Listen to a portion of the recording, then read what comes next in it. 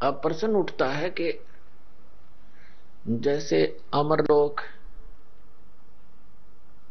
सार शब्द, सार नाम, सतपुरुष, सतलोक, सार शब्द, विधेय शब्द, नी शब्द, अकय शब्द, इनमें क्या अंतर है? अमरलोक जिसको सतलोक भी कहते हैं, गीता जी में उसको शाश्वत स्थान कहा है, सनातन परम धाम।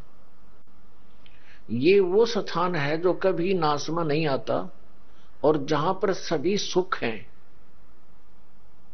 वो अमर लोक है, वो स्थान है, एक पृथ्वी है।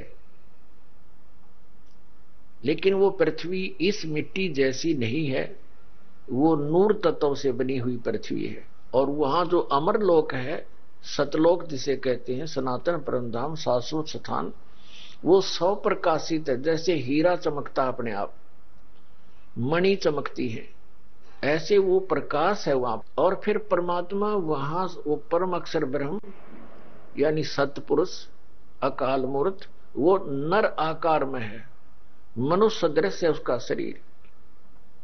राजा के समान वो देखने जोगा है, दृष्टि गोचर होता, राजा की तरह विराजमान है। सिर पे मुकुट है, ऊपर छत्र है, सफेद वस्त्र है, सफेद कलर है परमात्मा का, और सफेद ही वहां का सब बाग बगीचे हैं वहां पर। सतलोक के अंदर, सतलोक जो अमर लोक है, और ऊपर अलख लोक है, फिर अगम लोक है, फिर अकय लोक है। ये सभी अमर लोक है। इनको सिर्फ विभाजित किया गया है, 4 हिस्सों में भगवान ने बांटा है। लेकिन प्रत्येक लोक में, जैसे अकय लोक को छोड़कर बाकी शेष तीनों लोकों में सृष्टि है, और ऐसी ही सृष्टि जैसे वहां पर है। लेकिन वहां ये पशु पक्षी वगैरह ये नहीं है, जीव जंतु अन्य नहीं है, मानव स्त्री पुरुष रूप में भी है। अब सतलोक को लेते हैं। सतलोक के 3 डिवीजन हैं, सतलोक के 3 भाग हैं। जैसे हमारी राजधानी है दिल्ली, तो दिल्ली को जैसे बाही दिल्ली है, उसमें तो विलेजेज हैं, गांव हैं, और सारा दिल्ली ही कहलाता, स्टेट है वो दिल्ली समझो। तो ऐसे ही उस अमरलोक का जो बाहरी क्षेत्र है, उसमें बाग बगीचे, झरने, पहाड़, हीरे पन्ने ज्वारतों के पहाड़ हैं वहां पर, और फलदार वृक्ष, सदाबहार वृक्ष है। और उसके तुरंत बाद फिर सृष्टि है ऐसी जैसी यहां पर है स्त्री और पुरुष की। ऐसे परिवार हैं, वो कभी मरते नहीं, वृद्ध नहीं होते, सदा युवा रहते हैं। बच्चे उत्पन्न होते हैं लेकिन फिर वो वृद्ध नहीं होते। एक सतीची है, उस एज में आकर के वो फिर उसके आगे उनकी एज इंक्रीज नहीं होती उस बॉडी की। ये दूसरा पोर्शन आ गया, उसका दूसरा भाग है। और तीसरे भाग में वहां केवल हंस रहते हैं, नर है, नारी नहीं है वहां पर।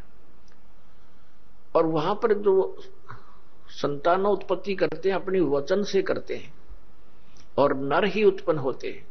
वो जो क्रिया उनकी वचन से जब उत्पन्न करते हैं, अपने परिवार बनाना चाहते हैं, तो उस समय उनको जो आनंद है, यहां जो हम गृहस्थी क्रम करते हैं, ये तो कुछ भी नहीं, बिल्कुल डुप्लीकेट है। तो वहां जो हर चीज का आनंद ही अलग है, वहां का अमृत आहार है।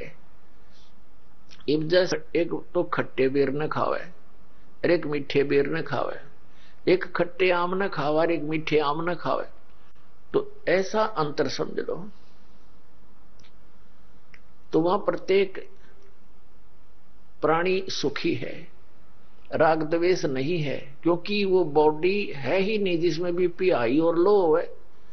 ऐसनाविरम शुक्रम अकायम, यानी ऐसनाविरम।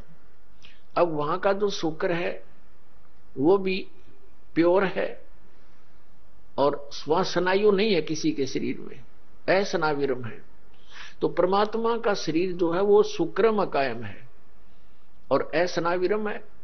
शुक्र मकाम है जो माता पिता के रति क्रिया से जो बनता है, वो शरीर वैसा नहीं परमात्मा का। असनाविरम है जिसमें स्नायु नहीं है, नाड़ी नहीं है, नाड़ी तंत्र नहीं है। तो नाड़ी तंत्र नहीं है तो बीपी कितना होगा। अब वहां राग द्वेष नहीं है। राग द्वेष क्यों होता है, किन कारणों से होता है?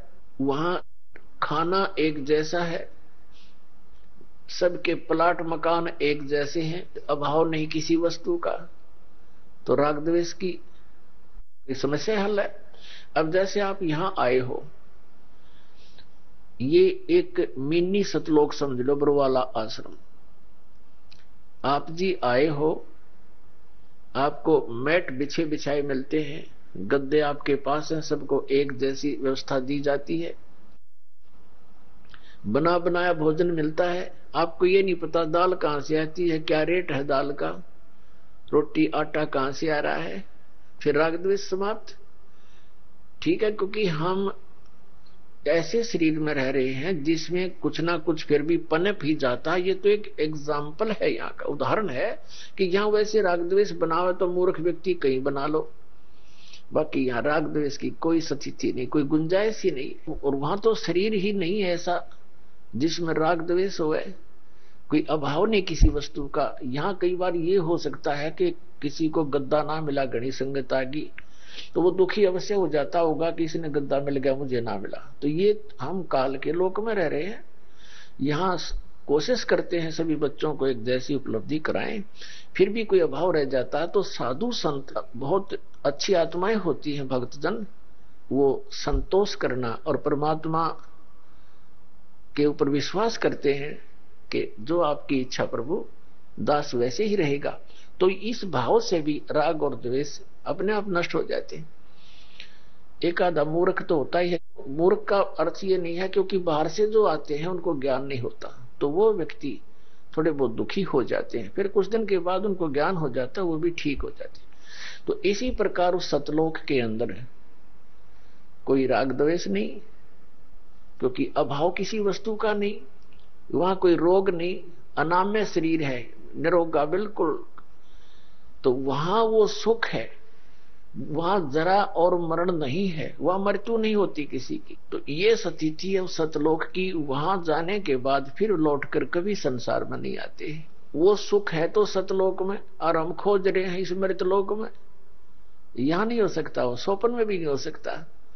तो पुण्यात्माओं, आप जी को ये विश्वास होना चाहिए, आज आपके पास यहाँ का भौतिक सुख कितना ही उपलब्ध है, चाहे आपके पास बड़ी बड़ी कार भी हैं, कोठियां हैं, प्लाट हैं, आप चाहे कोई अच्छी पोस्ट भी प्राप्त है, लेकिन मृत्यु के उपरांत आपका तो नहीं रहा। ये एक सेकंड में आप यहां से जाओगे, तो मृत्यु तो डेफिनेट है आपकी, हमारी सभी की। ये शरीर तो छूटेगा, इसको हम मृत्यु मानते हैं, लेकिन जीव की मृत्यु नहीं होती, ये तो शरीर बदल जाता है। तो हमने इस मिट्टी से, इस पांच तत्वों के पुतले से वो साधना करनी है जिससे हम फिर कभी ना मरें, वो लोक प्राप्त हो जाए। उस लोक प्राप्ति का जो प्रयत्न है वो साधना कहलाता है।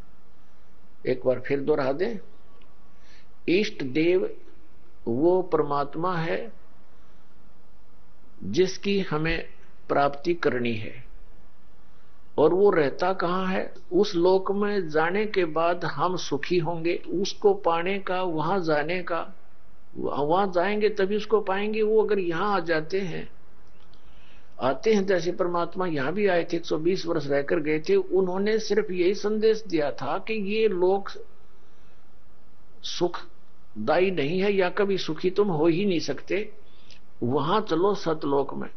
तो उस परमात्मा ने हमें मार्ग बताया तो वहां जाने का। तो जब तक वहां नहीं जालेंगे इतना हम सुखी नहीं हो सकते। जो परमात्मा यहां ज्ञान देकर गए थे, जिसको कबीर वाणी, कबीर सागर नाम से जाना जाता है, तो जो सतगुरु वो होगा जो उस परमात्मा के द्वारा दिए गए ज्ञान को ही एज इट इज प्रोसेस बताता है, प्रोसीजर बताता है, साधना बताता है, तो वो सतगुरु है। बाकी तो गुरु सभी हैं, जैसे मैकेनिक